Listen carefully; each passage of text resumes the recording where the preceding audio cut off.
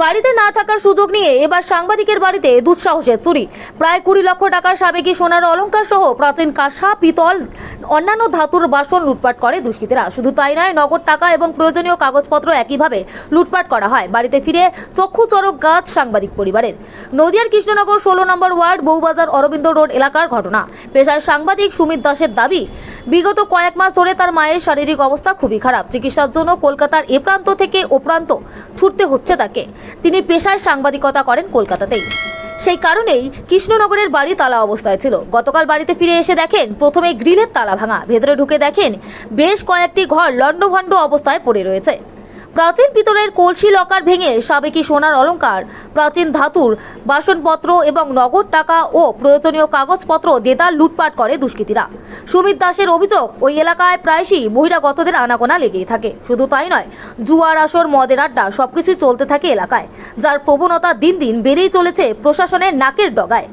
এই চুরির ঘটনার সাথে নেশায় আসক্ত অসাধু ব্যক্তিরা জড়িত। পুলিশ সঠিক তদন্ত করলে দ্রুত কুলকিনারা খুঁজে বের করতে পারবে।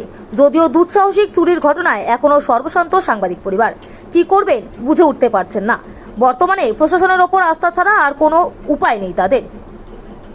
অন্যদিকে এই এলাকার পৌরসভা পরিচালিত বিদ্যালয়ে ঘটে চুরির ঘটনা। মিড ডে মিলের আসবাবপত্র সহ একাধিক জিনিসপত্র চুরির অভিযোগ উঠে আসে। সম্প্রতি সরকারি স্কুল এবং সাংবাদিক পরিবারের চুরির ঘটনায় অভিযোগ দায়ের হয় কৃষ্ণনগর কোতোয়ালি থানায়।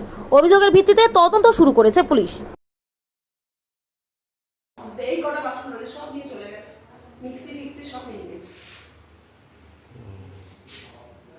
এই তো সব সরকারি জিনিস নাকি?